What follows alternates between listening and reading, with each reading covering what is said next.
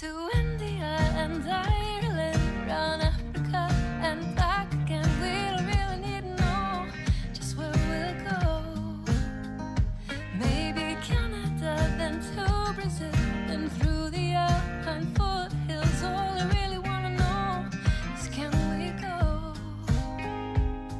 Oh baby, can we go? Round and around the globe. Welcome to Take Me With You, episode 153. I'm Ryan. And I'm Cheryl. We are two well-traveled people who want to go everywhere. But that's not going to happen. Instead, for the last couple of years, we've been traveling vicariously by inviting guests to share their unique travel stories with us. It's been awesome, and our podcast has been all over the globe.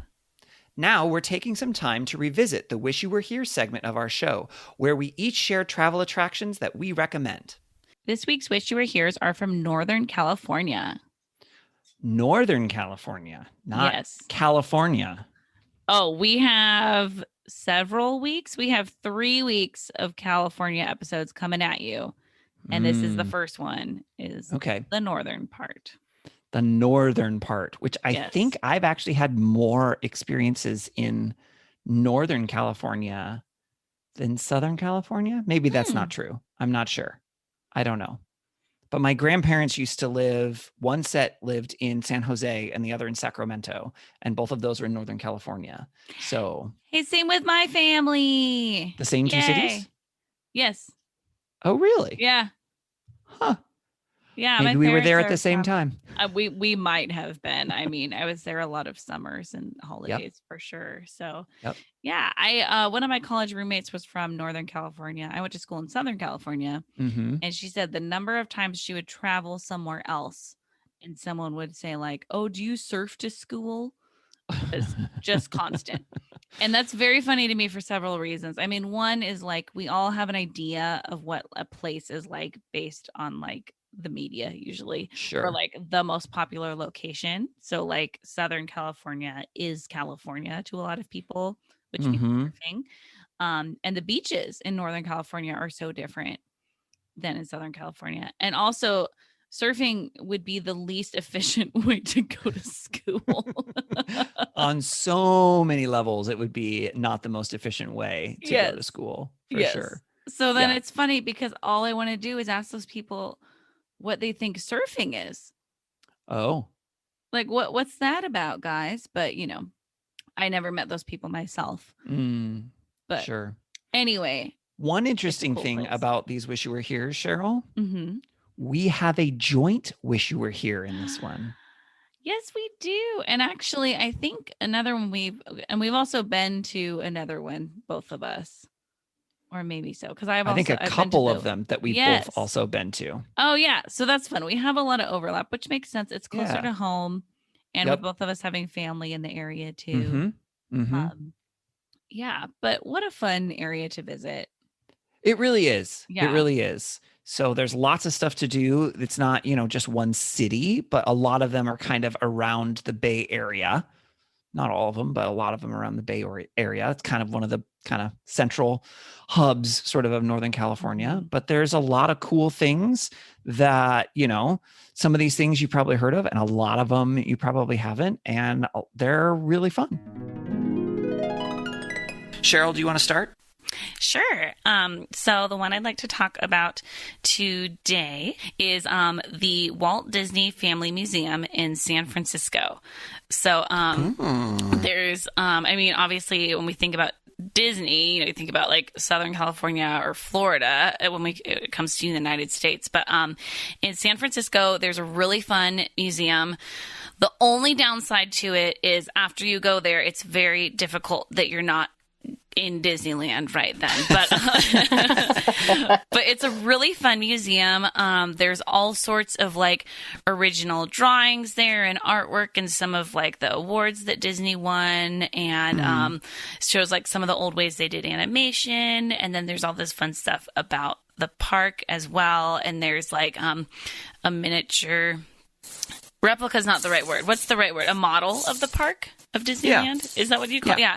And like so a it's scale like model. a 3D scale model of Disneyland from like from years ago too. So you can see, so like I probably spent just like 30 minutes just looking at this model of Disneyland. And because you know Disneyland so well that you would know the things that are different. Yeah. And just being like, oh, that's right. They used to have the people mover and like all of these things. And then just wishing I was at Disneyland. But it was just, it's a really fun museum. And yeah, there's even a fun photo op where there's like a black and white Disney. He's like leaning, and if you stand in the right spot, it looks like he's like leaning on your shoulder. So I have a fun little picture with Disney. Yeah. But yeah, I would totally recommend it if you're in San Francisco. It is, it's like in the city, but like on the edge of the city. And so, but yeah, so parking's easy there, which is also wonderful. But that's nice. Yeah, I would definitely recommend the Walt Disney Family Museum. Cheryl, would you like to start? I'd love to. So I'm going to share about the Coit Tower in San Francisco. Have either of you been there? I have not. I haven't been up it. Okay. I may have seen it. Is that the triangle one? No, it's like a straight up and down. Oh, is that the fire hose one? Is it? I don't know. A fire hose one. Yeah, there's one. There's one that it's made to look like a fire hose. I didn't know that. Yeah. I don't actually know much about it, so I don't know. Oh, Like, I have been there. oh, I've okay. seen it. Yeah. Yeah.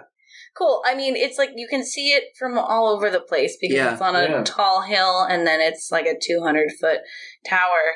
I would just say, like, I love a viewpoint. You know, it's really fun. It's really fun to see, and I like climbing a thing sometimes. Oh, did you go up the tower? Yeah. So I went up it, and that was fun. And I went there. I've been there twice. My friends and I, when we were in college, were visiting our friend's house in the Bay Area, and then went to San Francisco for the day. Mm-hmm. And they're super into walking. Now I'm super into walking. At the time, I wasn't quite as much. I think I've gone that direction more. We just walked all day long, didn't do any form of transportation other than like we took the BART in and out of town. Yeah. And all day walked. So we walked to the tower and then up the staircases to the top of the hill. That's the base of the tower. Right. And then up the tower. Yeah. So we walked the hill and the tower. But it was really cool viewpoint. I would say it's really neat. And then drove there on a different trip at nighttime. And just we were at the base that time, and like really cool night view of the city as well. Yeah. So I would say check it out. Cool. Yeah. Steven? Yeah, go in the midday. I mean, well, we spent a lot of time talking about where we went on this trip, so I didn't feel like retreading anything. So the thing I was going to point out is actually in San Francisco. Cool. It is called Specs. It is a bar. If you're familiar with is it the City Lights bookstore? I feel like I might be getting the name of the bookstore incorrectly, but it's like where Jack Kerouac and a lot of the Beat poets did their printing out of. But it's across the street from that, down an alleyway. It's been there since the 60s, it just has a lot of history to the building. It feels very of the area. I think it's one of the first 10 buildings in San Francisco to be designated a legacy building because of the lady who started it there. It's just another one of those places where you walk in where it's like they're not cooking anything in particular that's super fancy or anything, but there's just so much history to the building, and you just feel like a local the minute you walk in.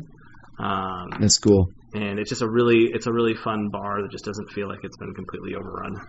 Nice. So it's a good place to check it out and be like, oh yeah, this is where all the poets in the 1960s would come in and write all their stuff in this room, and it's a fun one to check out. All right, Cheryl? Yes. Ryan? Are we going to do a joint Wish You Were Here? Yes, this is another one that we have not been to together, but we have both been to. Yes, I think. And so... I think we're thinking of the same thing. Yes, San Francisco, correct? Yes. The Ghirardelli Square. Lexi, have you been there? I have been there, yes. Okay. It is beautiful. Yay. Well, so the three of us have been there. That's very exciting. Ryan, I'm not sure if we've had the same experience there. Did you do a tour there? I did not do a tour there. Did you do a tour there? No. We're like learning this as we're sharing about this thing together. No. Well, and so because you call it Ghirardelli Square, which is its name, but the part that I'm remembering is not so much the square as it is the actual shop. It's the ice cream and chocolate shop. Yeah. Well, yeah. So Okay. I think we're thinking of the same thing. I think of it as like still the title Ghirardelli Square, but right, which is true. And there's the big sign that you can see and all that sort of stuff. But the part that I remember the most is that there's a ice cream and chocolate shop. I'm so proud of you for remembering a location because of food. Well, okay, but here's the deal, It's because Cheryl. it's dessert. Most of the time, Yep. it's dessert and it's chocolate. Like, I'm not a foodie, but there are some things that I really like, and chocolate is one of them. And it's You're really, a desserty, really good yep. chocolate. Oh, It yeah. is so good. Yeah. Oh, yeah. Yeah. I'm pretty sure I got a brownie sundae because I love brownies. I'm pretty sure that's what I got when I was there. And yeah. Was it a Ghirardelli brownie then too? I mean, it had to be, yeah. right? Which, by the way, this really has nothing to do directly with this podcast, but Costco, you can buy the Ghirardelli brownie mix. At least Costco here. I know Costco's in different parts of the country don't all sell the same thing. And I swear, those are the best brownies. They're so good. Yeah. I think I grew up with my family getting those sometimes, and oh my goodness, they're just so rich. Yeah. And so good. Uh-huh. And they're totally even agree better with when that. they're made like at Ghirardelli, of course. But Yeah. Awesome. So pretty much just go there and have some chocolate is I think what we have to say about that. It's a fun touristy place. I'm trying to remember if we got free samples. Did you get free samples there? Did I don't remember. samples? I don't I don't remember that now. And can you do a tour? I don't know. Oh, okay. Boy, we know a lot. But wish you were here. I mean, we always wish we had chocolate. So Yeah, pretty much. yeah, I would say if you're in San Francisco, you're doing the touristy things, it's worth it. Like I think it's cool Yeah, to 'cause go I there. think it's near the I like waterfront, the isn't it? area. Yeah. Yeah, so it's easy to visit. Now, Ryan, I have something fun to share with you. So as of Please. this recording, you are about to head to Disneyland. Correct. Do you know one of the attractions in California Adventure? Is there a Ghirardelli chocolate attraction? Yes. What? Did you not know this? No. Now, the irony is when this episode comes out, it will have already been there. But Yeah, as it that's is fine. right now when we're recording, I haven't been there yet. I'm leaving in like less than a week. I'm leaving on Saturday, and today's And Monday. you didn't know that it was there. No, what is it? Because now I have to make So- sure I go. Well, they do have free samples, so yes. That's the best. You can get ice cream there. So like I'm looking even online right now and you can get their world famous hot fudge sundaes and more. And so Okay, yeah, hold on. because we were Let me pull up talking the app. about how California So in Adventure California Adventure. was meant to kind of highlight the different areas of California and the different attractions in California. So we were talking about how like California Adventure is meant to like highlight the different regions of California and like the different, so there's like the pier and all these different things. And so they, originally it was a tortilla place where you could go watch a video about how corn tortillas were made. And then you got a free tortilla sample and there was like, you could watch the tortillas being made and everything. And then they changed it to Ghirardelli. And so Ghirardelli soda fountain and chocolate shop. Yep. Oh my gosh. Yep. So, I mean, they haven't Disney-fied that. That's just one of the pieces that they've kept as like the California Adventure aspect of it. And it is so great. So I would highly recommend that while you're there. Oh, wow. Okay. Yeah. It looks like it's right. You may have just said this, but I was distracted by the app so I could find where it was. So it looks like it's right outside Cars Land. Yeah. Oh, wow. Yeah. And actually, Well, I'm excited for that. yeah, just around the corner from it is like a good Mexican restaurant too that I think that is, so it's a good place to eat in general. And if people drink, there's also nearby, there's a place to get beer or margaritas as well. So it's just a good place for the foods. Right where that is. All the foods. Yep. Sweet. All right, Ryan, tell us yours. Yeah, so mine is also relatively speaking nearby. So my Wish You Were Here is the Winchester Mystery House in San Jose, California. Oh, I went there as a kid, so I barely remember it. So I'm excited to hear your description. Yeah. So my grandparents lived in San Jose for years and years and years. And so most of the travel that I did growing up was just to go visit my grandparents. So like we didn't really do vacations as in like we went somewhere. We went to go see my grandparents because one set lived in San Jose and the other in Sacramento. So not super far from each other. But in San Jose is this thing called the Winchester Mystery House. There's been like 1 or 2 relatively recent movies made about it. I saw one of them and it's very fictional and kind of creepy. Cheryl, I don't think you'd like it. Okay, noted. I won't watch it. Yeah. So it's named after the family that owned it, who's, I don't know what the first name was, but the last name is Winchester, who the husband made the Winchester rifle, which I don't know a whole lot about guns, but it's kind of a big deal apparently. And his wife kind of went crazy and was hearing voices, and they were telling her to build onto her house. And so there was this house. I mean, they're wealthy, so like a mansion, but she continued to add to the house. Like, I believe until she died, she continued to have construction done on this house. And so the house is huge, but it's weird and like random. So like there are staircases that just go up into the ceiling and don't actually go anywhere because she felt like she needed to keep building. And there are secret passages, and apparently she was kind of paranoid. So there are spots where she can like spy on like her servants and her workers and things.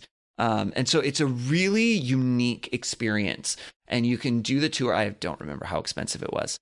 I've done it a couple of times. Once definitely as a kid, and then I think once as either high school or like college age.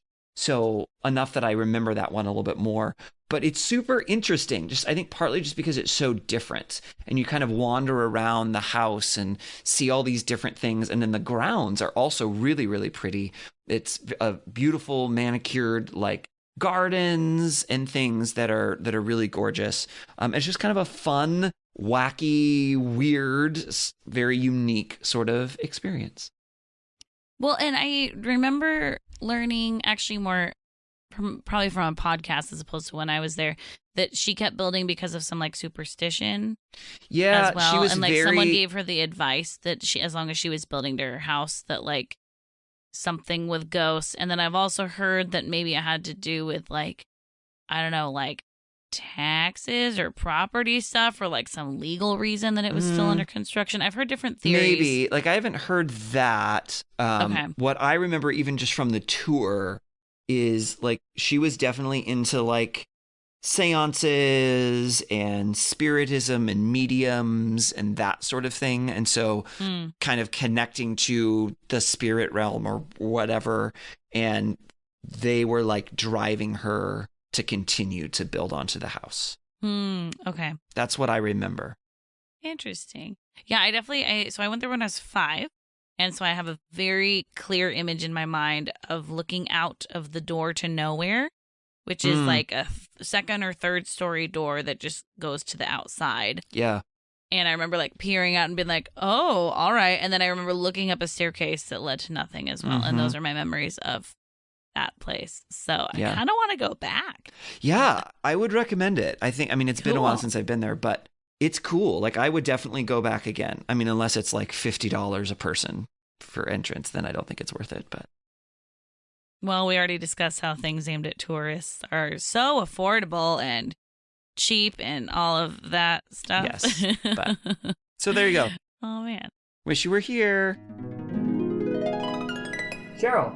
All right. Well, mine is going to be in a similar region. It's technically in California, but actually I went to this on a road trip from the Bay Area up through the Redwoods. So, and my sister and I was on this trip with her, and we learned that there was a glass beach in California, or known as a glass sand beach. Okay. And we're like, what's that? We should go to it. And so obviously it's like, what's that? We should go to it. That's the same way you and I respond, right, Ian? Well, I mean, what is that? Let's go. Well, I that might be the one case, because when I hear someone say glass beach, all I can think of is like a volcano erupted and the hot lava like melted the sand into glass, and then I'd be like, why would that happen in California? And so yes, I would be very intrigued. I mean, it's just a beach, and it looks more, it's pretty far north in Northern California. I'm sure you guys like on a map, like you can see the Bay Area, you can see where, so it's like, it's halfway between the border of California and the Bay Area, I would say, along California, the coast. Oregon, and then down to like San Francisco area. Yeah. Okay. And so, it's a little, I mean, if you're going up 101, it is out of the way because you have to go over to the coast to go, you mean if you're going up I-5? Or 101. Oh, it's even farther off 101? Yeah, like 101 is inland a little bit. And then this is on Highway 1 then? Is that, okay. Is that, yeah. I believe this is, it's on Highway 1. Okay, yeah. So, it's funny because in my mind, there was zero sand and only pieces of glass. And it's sand mixed in with this colorful glass. But it's very cool still. And so, like, it's now, a when cool you say beach. Glass. It's like colorful, round, smooth pieces of glass. Okay. In the sand everywhere. Interesting. And so, and it's like all these different colors. And then there's also just the sand. It's also just a cool beach. Like, it's kind of, you can start seeing the rockiness when you're getting more in the Northern California, almost Oregon, where it's not just like flat, pretty white sand beach, but more like you got that rocky coast going on. So there's like interesting levels of rocks you can climb up on, and so it's just like a fun beach to go to, and then really different sand and everything. So it is in Fort Bragg, California, but honestly, if you go on Google Maps and search Glass Beach, and it will come up, and that's the one. So well, that makes it easier. Google knows what's up. So yeah, check it out. It's awesome. very fun. Yeah. All right, Cheryl. Oh man. Oh, Ryan. What? I texted you about this last week. Oh, but you didn't tell me what it was. Okay. Okay, so I'm very excited. I wanted to text you really badly and tell you where I was, but I felt like I should wait. For I wish you were here. So I went to the Reno area last weekend to visit my grandparents. Lisa's actually headed there pretty soon as well. And my boyfriend and I, we did a drive around Lake Tahoe one of the days. Okay. And we were in South Lake Tahoe and saw signs for the Marcus Ashley Gallery. Marcus Ashley? Mm-hmm. Okay. Which I'm sure you know. No. They have one of the largest collections of Dr. Seuss artwork. Really? Yeah. Yeah. Like his from books, or like his secret art stuff? His secret art. Do they have the uncommon taxidermy? Oh. Mm-hmm. And you can just go see it? You can just go. You can take pictures of it. Oh, they got a whole wall. Oh, that's so cool. That's super cool. It was amazing. Ooh. Oh my goodness. Oh, it's 3D. Yeah. That's so here's awesome. here's what he did. So sorry, now you're gonna get the whole lesson. No, right? So please do. Dr. Seuss, Theodore Seuss Geisel, since of course you all knew that. So he's got all the the books and the things that he did, but then he also had just art and things that he did for himself that just it was never intended to be part of a book or published. It was just his own kind of like being creative stuff. And over the years since he died, I want to say in like 91 or 92, something like that, they've slowly started releasing, like his estate and his wife have started like releasing some of them, and you can get like I've got a book that has basically prints of some of those things. But the uncommon taxidermy, what he did was, and I don't remember the full story, but he would take like actual horns from animals or things that like had been taxidermied, but then he created, and I don't remember if it was in clay or in whatever the medium was, but he made basically like very Seussian creatures that he attached like the actual horns to. Oh yeah, and those so, are real antlers. Yeah. So, but they're not Wow. real. And they're of course Dr. Seuss like names like the I don't know the Grickle Snork and things like that. Oh, that's a cute looking turtle. It was so exciting. So we were just driving along, and I guess I didn't really know Lake Tahoe at all, but a lot of it's just surrounded by homes, and so it's just like a really pretty drive. You can drive around the whole thing in like, I think it's like a 90-mile drive. You can stop by different parks and different places to like look out and everything. And right now it's all snowy there, of course, so that was really fun. You could see people skiing. But then we got to South Lake Tahoe, and that's like shops and restaurants in addition to the skiing. So it's like a bustling place. And I saw some signs for Dr. Seuss stuff, and I was like, what is that? And so Daryl like turned the car around and went back. And I was like, I mean, we don't have to. And he was like, no, we should go there. You're excited. And I didn't even know about the secret collection. Yeah. And so, I mean, there was like, this statue was outside. Oh, that's so cool. So it's like, well, but it's like Ghirardelli because they're all stacked up, but what's in the bottom? Is that a turtle too? It's hard to tell in the picture. It might be a turtle on the bottom too. There was a big Lorax. Oh, here's me with the turtles. Wow. I didn't know he was a mixed media artist. That's pretty impressive. So there's me with the Lorax. Oh. But it was crazy. So this man who's like, he works at the gallery, but is also like clearly like a huge fan because he was talking about his own collection that he's been buying of some of it and everything. And he was like, yeah, it's really going to go up in value. But he was like, I'm just never going to sell them though because I love them so much. And so he's telling me all about the collection, and it's like a 20-year release process, and they're on year 18 of it maybe or something like that. Okay. Whatever. I don't remember what it was. And so there was just like so much art there. And then I asked him if I could take pictures, and he was like, oh, please do. And so it was just like, so this is his private collection. Well, I don't know if it was this guy's gallery, but it's at this, he was saying he bought some for his home. But we're getting to see. And so these ones are all for sale then. Yeah, they start at 2,000. So now you know.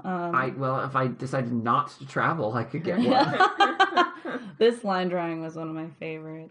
Up on top. That's a fun one. Yeah. It was just like, it was so fun. What a fun surprise. I never would have thought like, oh yeah, I'm going to Tahoe. I should make sure to check out Dr. Seuss stuff. But it was the coolest. It was so much fun. Oh, that is super cool. Yeah. And one of the things I loved is they had several pieces where they had some of his original sketches from like a page in one of his books. So you saw the original, and then they had the page next to it. So that was really fun. That is really fun. Yeah. Here's a Grinchy. Mm-hmm. So yeah. Ooh. So that was really exciting. So when I'm a rich millionaire teacher, I will buy all of those. Yeah. And I will have my own collection. And then you'll have a mansion in the style of Dr. Seuss. Well, I feel like my mansion would have to have multiple styles to it. There would be a Dr. Seuss style. There would be a Star Wars style. There may be multiple Star Wars styles depending on the planet. Fair. Yeah. Sure. Yeah. Right? I mean, probably there would need to be a Lord of the Rings wing and probably a Harry Potter wing. And also like of a mashup of all of those where the characters can live together. Well, that's probably just the main hall. Okay. Right? And then probably a Lego. There probably need to be a Lego wing. There would definitely need to be secret passages. I'm trying to imagine what the outside is, though. Is that Says all the of architect. them? Is that all of them too? What ties this together? That's super cool. They're all kind of anti-gravity, so maybe that would be anti-gravity is the theme. Oh my goodness. Ryan, you're like the best fan. You're so fun to see fan out. Yeah, but when I'm not into something, I'm really that's not into that's true. something, He's so. either into it or not. There's no medium Not really. much, No. All right, Cheryl, what would you like to do for your Wish You Were Here? I want to talk about the Jelly Belly Factory in California. I've actually been there. Yeah. Oh, only once when I was a kid, so I don't remember a lot. So I'd be curious to hear a better recollection of it than I probably have.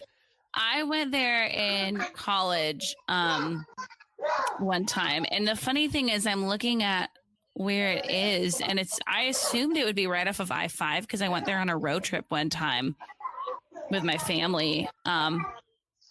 But it looks like it's actually off of Highway 80 in like the Northern California area. I just remember it being out in the middle of nowhere. Fairfield. Yeah. So I think it's a good like road trip spot if you're on a road trip in Northern California.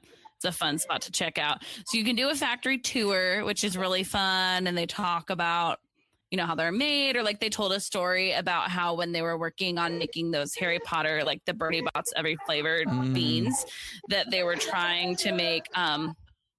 Actually, I think they were one time trying to make a pizza one, and it ended up smelling like vomit. So then they actually used that recipe to make their vomit bean because it didn't go so well. And they said like the whole factory smells like whatever bean they're making, which is really interesting. I'm just picturing the vomit one when they're making the vomit one. Which sounds fun. I know. Yeah. It sounds fun though. If they're making like your favorite flavor, that you could just like smell that in the air. And then the gift shop is really fun too. My family, we bought belly flops, which are the like misshapen Jelly Bellies that didn't make it to the packages. So they sell them at a pretty good discount. And then they're all like these wonky, weird shapes where it's like 3 Jelly Bellies together or things like that. And I probably had way too much sugar that day because Jelly Belly combinations are like one of my favorite things where you try to make fun flavors out of them and everything. So, it's fun. If you're into a factory tour, I would totally recommend it. Check out the Jelly Belly factory. So Cheryl, what would you like to do for your Wish You Were Here this week? I would like to share about a park in Northern California, and I'm trying to figure out if it's a national park or not. I don't think it is, but I think it is maybe a protected area of some sort called Point Reyes. Okay. So it is north, just a little bit of the Bay Area, and almost straight west of Sacramento. Not quite, a little south of that, but so kind of in that area. And specifically what I love at Point Reyes is the lighthouse. So I love a lighthouse.